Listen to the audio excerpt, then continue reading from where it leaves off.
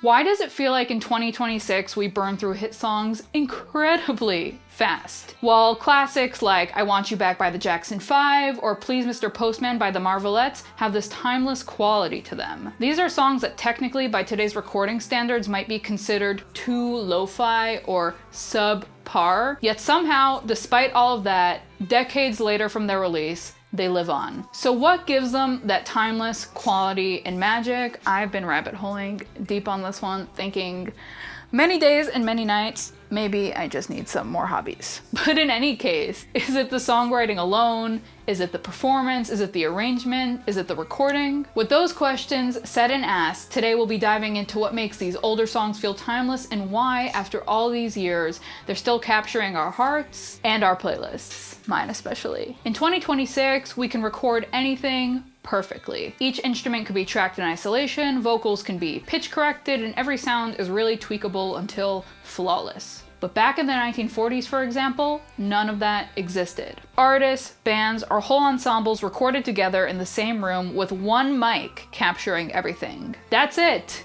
No layers, no fix it later, none of that. Zilch. The way that the recording turned out completely depended on the arrangement of the musicians and the singer in the room in relation to where the mic was. Musicians just had to get together, perform and play with each other and with the room, and just find a way to make it all work. I think that's part of why these older songs feel a lot more alive and human compared to the polished tracks that we have today. It was real life musicians in a room in real time playing the song together. Even with all of the hiss, noise, and lo-fi character, these recordings just have a warmth and raw energy that feel so human and amazing. Take the song Rum and Coca-Cola by the Andrews Sisters, for example. The three of them sing together with such synergy, yet there's no auto-tune, no plugins, no layering.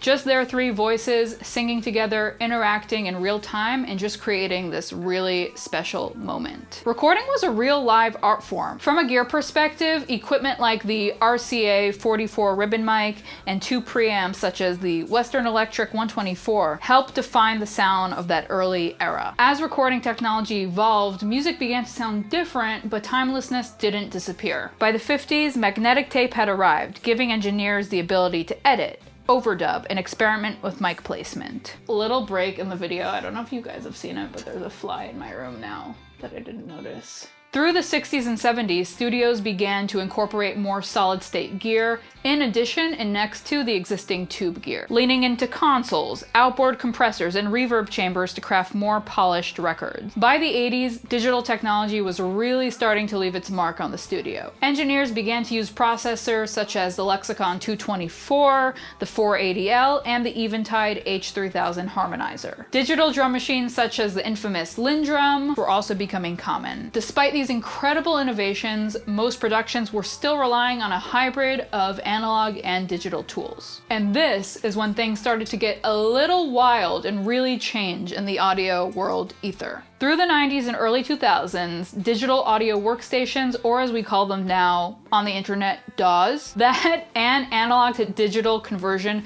got a lot better. These technological advancements and improvements brought an unprecedented level of precision, and you can say audio cleanliness. Pop, rock, and R&B productions became cleaner and a lot more polished, which was a clear shift and move away from the textured and warm recordings of the 40s, 50s, and 60s. Growing up as an early 2000s kid, I remember specifically hearing the song Down by Jay Sean and Lil Wayne on the radio alongside artists like Justin Bieber and Lady Gaga. You know, the vocals were airy, the mixes were clean and polished, and the masters were loud. Everything was just in this very pristine era, you can call it. And don't get me wrong, this is not a derogatory judgment whatsoever. That clean, polished sound, it was modern.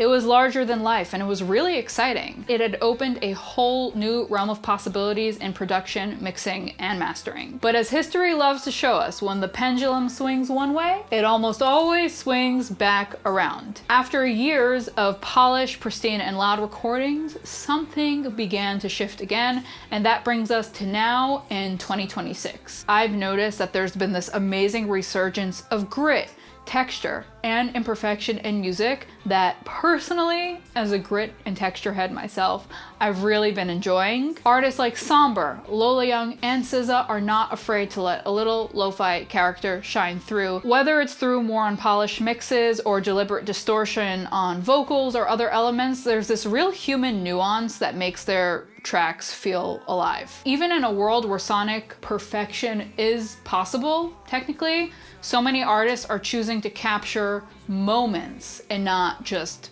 sounds. One of my most favorite recent examples is Giveon's album Beloved.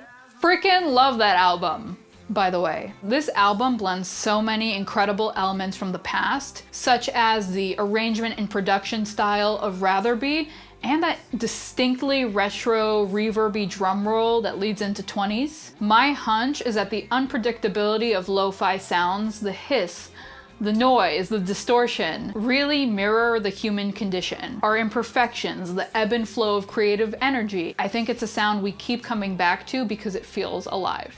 Like us. And that's the reason why I think a lot of older songs have that timeless quality. You know, they captured that same energy, the imperfection, the human nuance, and the unrepeatable magic of a performance. In a way, we're rediscovering that magic today, showing us that timeless music isn't necessarily about the perfection of a recording, it's about capturing and preserving a moment in time. I'm super curious to hear what you guys think about the evolution of recording and why you think we keep coming back to our more, you can say, lo-fi roots. Please leave a comment. I'd love to hear what you guys have to say. It would also be majorly fantastical if you can leave us a like and subscribe. We want to keep bringing you audio tidbits and food for thought. Catch you guys next video.